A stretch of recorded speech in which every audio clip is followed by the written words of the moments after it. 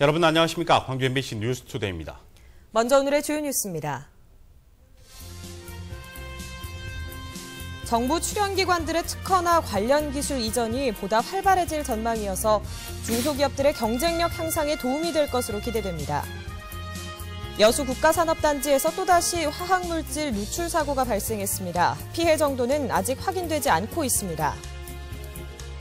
국정원 대선 개입 의혹에 대한 국정조사가 표류하고 있는 가운데 민주당이 대국민 홍보를 위해 장외 투쟁에 나섭니다. 기초선거 정당 공천제 폐지를 주장하는 광주 전남 시민행동이 출범했습니다. 해마다 수백 개 이상 쏟아지고 있는 정부 출연기관들의 특허와 관련 기술이 지역 중소기업에 이전됩니다. 신제품 개발에 대한 기업들의 부담이 줄어들어 경쟁력도 높아질 것으로 기대됩니다. 이재원 기자입니다. 미래창조과학부 산하 출연 연구기관은 모두 25곳. 이들 기관에서는 해마다 4조 2천억 원의 예산이 기술 개발에 투입되고 있고 특허와 관련 기술도 수백 개가 넘게 쏟아져 나오고 있습니다. 하지만 관련 기술을 필요로 하는 중소기업과 제대로 연결되지 못해 실제 상품화로 이어지는 경우는 지극히 제한적이었습니다. 이에 따라 미래부는 중소기업 통합지원센터를 신설해 출연 연구기관의 기술을 호남 지역 중소기업들에게 이전할 계획입니다. 서로 매칭이 안 되는 부분도 있고 자기가 무엇을 모르는지도 모르는 기업들이 많이 있습니다. 이제 그런 기업들을 이제 컨설팅을 해서 이 기업들이 발전하고 매출을 올리거나 이렇게 되면 광산업과 나노산업, 가전 중심으로 특화된 지역 중소기업들은 기술 개발 비용을 대폭 낮출 수 있게 됩니다. 또 장비 투자 비용도 줄어들어 저비용으로 최신 기술을 적용한 신제품 개발이 가능해집니다. 다른 기관에 있는 사람들하고 업체에 있는 사람들이 이렇게 편하게 이렇게 정보 같은 거 교류할 수 있고 원하는 기술 정보 같은 걸 지원을 받을 수 있는 데를 정확하게 서로 이렇게 설명을 받을 수 있어서 되게 좋은 자리가 된 것 같습니다. 미래부는 또 전체 출연 연구기관들의 예산 가운데 7% 수준에 머물고 있는 중소기업 예산을 2017년까지 15%로 확대해 중소기업을 지원할 계획입니다. MBC 뉴스 이재원입니다. 국정원 대선 개입 의혹에 대한 국정조사가 표류하는 가운데 민주당이 광주와 전남에서 장외 투쟁에 나섭니다. 민주당은 국정원 개혁 국민홍보단이 오늘과 내일 이틀 동안 광주와 목포, 순천 등을 돌며 국정원 사건의 실체에 대해 시도민들에게 설명하고 국정원 개혁을 촉구한다고 밝혔습니다. 이번 대국민 홍보에는 우상호 단장과 광주와 전남 지역 국회의원 등이 참가할 예정입니다. 정당 공천제 폐지를 주장하는 광주와 전남 시민행동이 출범했습니다. 시민행동은 출범식에서 기초자치선거에서 정당 공천제를 폐지하겠다는 것은 새누리당과 민주당의 대선 공약이었다며 국민과의 약속을 이행하라고 촉구했습니다. 또 민주당이 공청회와 당원 투표를 구실로 시간을 보내고 있는 것은 제왕 쪽 국회의원직을 계속 누리겠다는 속내를 드러낸 것이라고 비판했습니다. 여수 국가산단에서 또 화학물질 누출 사고가 발생했습니다. 가성소다라는 물질이 새나갔는데 피해 정도는 확인되지 않고 있습니다. 권남기 기자가 취재했습니다. 여기저기 흩어져 있는 파이프의 잔해들. 흔히 양잿물로 알려진 가성소다가 누출돼 급한 대로 파이프를 뜯고 응급처치를 했습니다. 가성소다가 닿았던 풀들은 그대로 말라죽어 주변의 풀과 큰 차이를 보입니다. 이곳에서 새기 시작한 가성소다는 그대로 인근 하천에 흘러갔습니다. 사고 장소 바로 옆 하천은 노란색으로 변했고 펜스를 두른 채 방제 작업을 벌이지만 노란색 띠는 바다로 흘러갑니다. 어제 낮 12시쯤 여수 국가산단 내 LG화학 VCN 공장에서 가성소다가 누출됐습니다. 공장 관계자는 가성소다 250kg가량이 누출됐고 주변 환경엔 큰 영향이 없을 것이라고 설명했습니다. 하천만 이제 소금물이 남는 거죠. 그러니까 지금 이제 중화작업을 하고 있는 거죠. 근데 이것도 이제 하천이지만 민물이라고 볼 수 없는 게 이게 바다랑 연결된 가까운 지류이기 때문에. 하지만 현장 조사에 나섰던 환경단체는 오염 반경에 비해 회사 측이 발표한 누출량이 너무 적으며 환경 피해도 우려된다고 주장했습니다. 강알칼리인 가성소다가 원래천에 유출됐기 때문에 이 어쨌든 한천 생태계에는 심각한 영향을 미칠 걸로 보이고요. 광양만에도 일정 정도 반경 내에는 영향을 미칠 걸로 보입니다. 해경은 인근 지역을 통제하고 방제 작업에 나섰으며 누출량과 사고 원인을 조사한 뒤 사법 처리하겠다고 밝혔습니다. MBC 뉴스 권한기입니다. 평소에도 위험성이 큰 석유화학 국가산단의 안전을 위해 특별법이 필요하다는 주장이 제기됐습니다. 대림참사 대책위와 김선동, 주승용 의원 등 지역 국회의원들은 어제 국회 도서관에서 토론회를 열고 안전사고에 대한 기업의 처벌을 더욱 강화해 사고를 예방하자는 내용 등이 담긴 고위험군 석유화학 국가산단 특별법 제정 필요성과 가능성 등을 논의했습니다. 어제 토론회에서는 특히 사망에 이르는 산업재해 등이 발생했을 때 해당 기업에 대한 처벌을 강화하는 기업살인법 제정 필요성 등이 제기됐습니다. 시내버스 준공영제 투입되는 재정 규모가 눈덩이처럼 불어나고 있습니다. 내년에는 600억 원이 넘을 것으로 전망되는데 적자를 줄일 뾰족한 대책이 없습니다. 윤근수 기자입니다.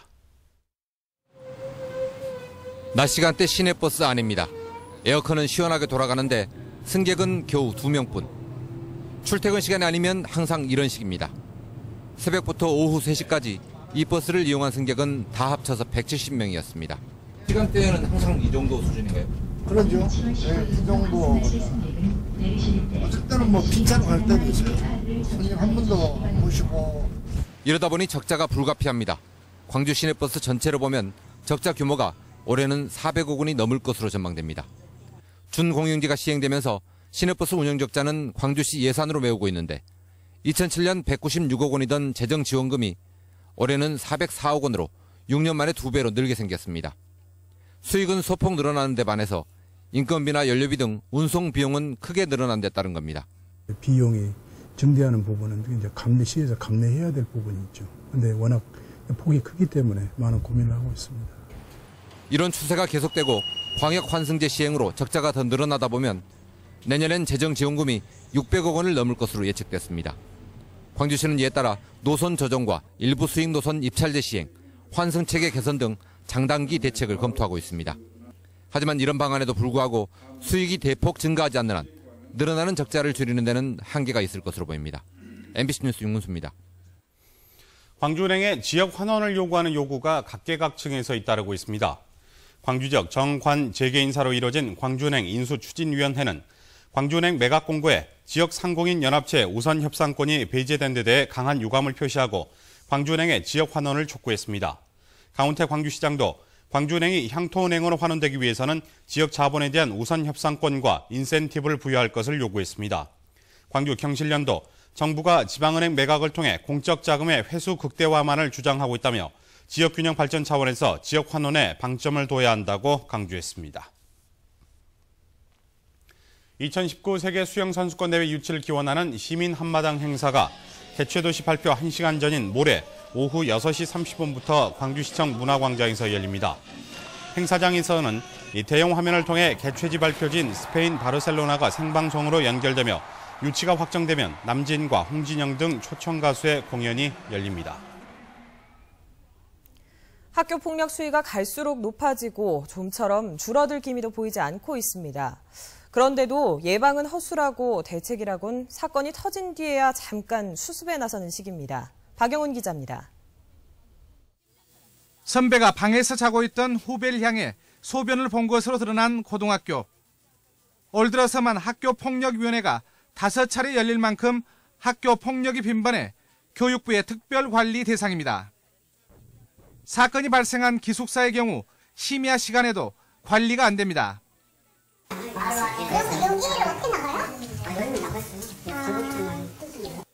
학교 폭력이나 일탈 행위가 공공연히 이루어져도 사실상 막을 방법이 없다 보니 학생들조차 학교의 대책을 믿지 못하는 눈치입니다.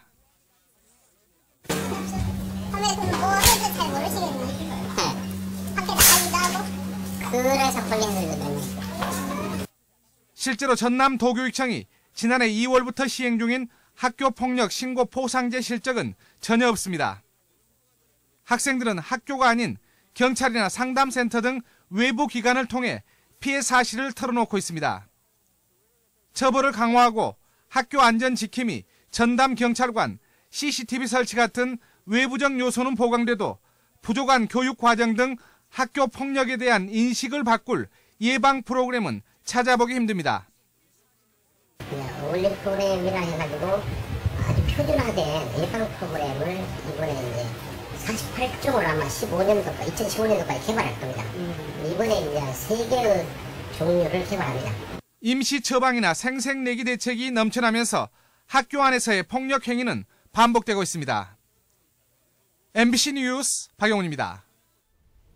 광주지검 공안부는 남한 생활에 적응하지 못해 다시 북한으로 돌아가려 한 혐의로 탈북자 25살 A씨를 구속 기소했습니다. 지난 2011년 탈북한 A씨는 국내 정착 지원금을 탕진해 신용불량자로 전락하자 최근 중국과 일본 등을 거쳐 재입국하려 했던 것으로 나타났습니다. A씨는 이 과정에서 동료 탈북자 34명의 신상 정보를 적은 수첩을 가지고 북한에 들어가려 했던 것으로 조사됐습니다.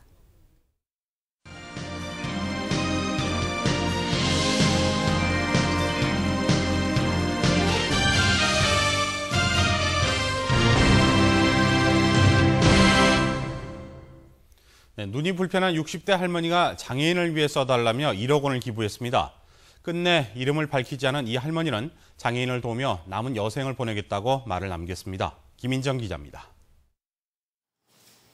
이달 초 사랑의 열매 광주 사무실에 장애인을 위해 기부하고 싶다는 전화가 한 통 걸려왔습니다. 전화를 걸어온 사람은 이름을 밝히지 않은 68살 할머니. 평소 나이가 들면서 눈이 나빠지고 갈수록 몸이 안 좋아지는 걸 느꼈다며 몸이 불편한 장애인에게 기부금을 써달라는 말을 남겼습니다. 눈이 불편하니까 생활에 너무 지장이 많으니까 장애인들한테 대한 어떤 그런 게 좀 있었나 봐요. 그래서 장애인들을 위해서 이 기금들을 좀 쓰여지면 좋겠다고. 300만 원을 보내온 이 할머니는 그동안 모아온 재산 1억 원을 함께 기부하기로 약속했습니다. 20여 년간의 교직 생활을 마치고 최근에는 전업주부로 살아온 할머니는 기부를 계기로 장애인들을 도우며 남은 생을 보내고 싶다고 전해왔습니다. 광주 공동모금회는 이 기부금을 복지 사각지대에 있는 광주 지역 저소득층 장애인을 위해 사용할 예정입니다. 여름철에도 저희가 모금을 하고 있는데 모금액이 저조합니다, 사실상. 근데 도움을 필요로 하는 분들은 여름이고 겨울이고 많은 도움을 필요로 하는데 이런 기부자분이 나오셔가지고 올해 광주 사랑의 열매 모금액은 지금까지 20억 1천만 원으로 이 가운데 30%가량이 한겨울인 지난 1월에 쏠렸습니다. MBC 뉴스 김인정입니다. 광주시가 입찰 제도를 획기적으로 개선하기 위해 시의원과 시민단체 관계자 등 17명이 참여한 입찰 행정제도 혁신 TF를 구성해 다음 달 말까지 입찰 행정제도 개선안을 마련하기로 했습니다. TF에서는 턴키 입찰과 공사계약, 용역평가 등 입찰 행정 전반에 걸쳐 제도를 혁신하고 공공 민간 건설 사업에 대한 지역업체 참여 확대 방안도 마련하기로 했습니다. 학생들을 위한 진로 진학 박람회가 오는 19일부터 21일까지 김대중 컨벤션 센터에서 열립니다. 이번 박람회는 지난해보다 늘어난 12개 유관기관과 51개 대학교가 참여해 중고등 학생들을 위한 진로 진학 상담을 실시하고 다양한 직업 체험과 대학별 입시 설명회도 진행됩니다. 또 광주 지역 19개 중고등학교들이 진로 체험 부스를 운영하며 학생들의 미술작품과 공연 등을 선보일 예정입니다. 올 여름방학 때는 새로 건립된 국립광주과학관에서 초등학생들이 체험학습을 할 수 있을까요? 당장 방학 초에는 힘들겠지만 이르면 8월 중순쯤에는 개관이 가능할 것으로 전망됩니다. 이계상 기자입니다. 거대한 우주선을 연상시키는 국립광주과학관이 완공된 지 벌써 8달째를 맞고 있습니다. 전체 투영관과 4D 극장 등 모든 내부 시설이 설치돼 시험 가동과 예비 관람까지 마친 상태입니다. 앞으로 남은 그 법인 설립 절차나 이런 절차적인 문제들만 해결이 된다면 곧 광주 시민 여러분들을 만날 수 있도록 다 최선의 준비를 다 하도록 하겠습니다. 공식 개관을 하는데 가장 큰 걸림돌로 작용했던 운영비 부담 문제는 광주시가 운영비의 40%를 부담하기로 함에 따라 일단락이 됐습니다. 더 이상 개관을 늦추기보다는 향후 부담 비율을 낮추고 국비 지원을 늘리는 쪽으로 선회한 것입니다.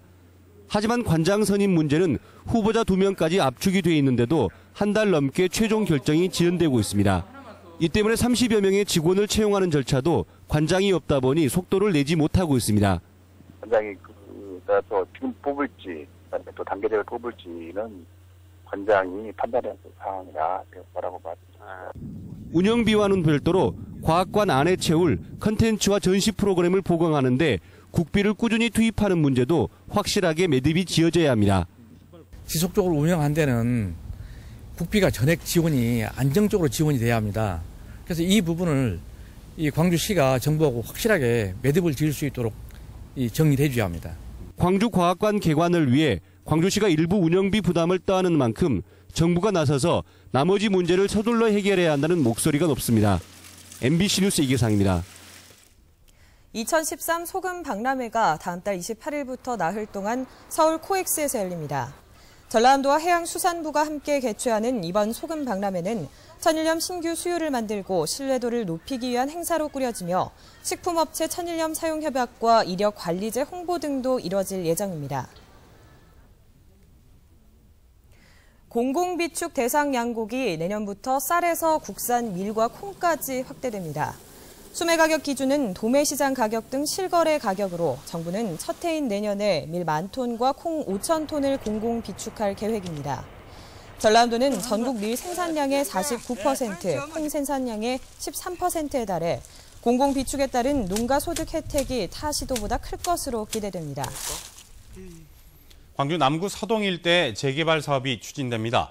광주 남구는 구도심 지역인 서동 일대 36,000제곱미터의 재개발 사업과 관련해 70%의 주민 동의를 얻어 사업 추진을 결정했다고 밝혔습니다. 재개발 공사는 내년 하반기부터 시작해 4년 동안 진행될 예정입니다. 광주교육대학교와 광주문화방송이 상호발전과 지역사회 발전을 위해 함께 노력해 나가기로 했습니다. 광주교육대와 광주 MBC는 상호협력을 위한 협약식을 갖고 인재 육성과 다문화교육, 문화예술교육 등 지역 발전을 위한 다양한 사업을 공동으로 펼쳐나가기로 했습니다. 광주은행이 여름휴가철을 맞아 다음 달 18일까지 여름축제 할인 이벤트를 실시합니다. 이번 행사에서는 광주은행 카드 이용 회원들에게 광주와 전남 물놀이장 입장권 할인 서비스를 마련했습니다.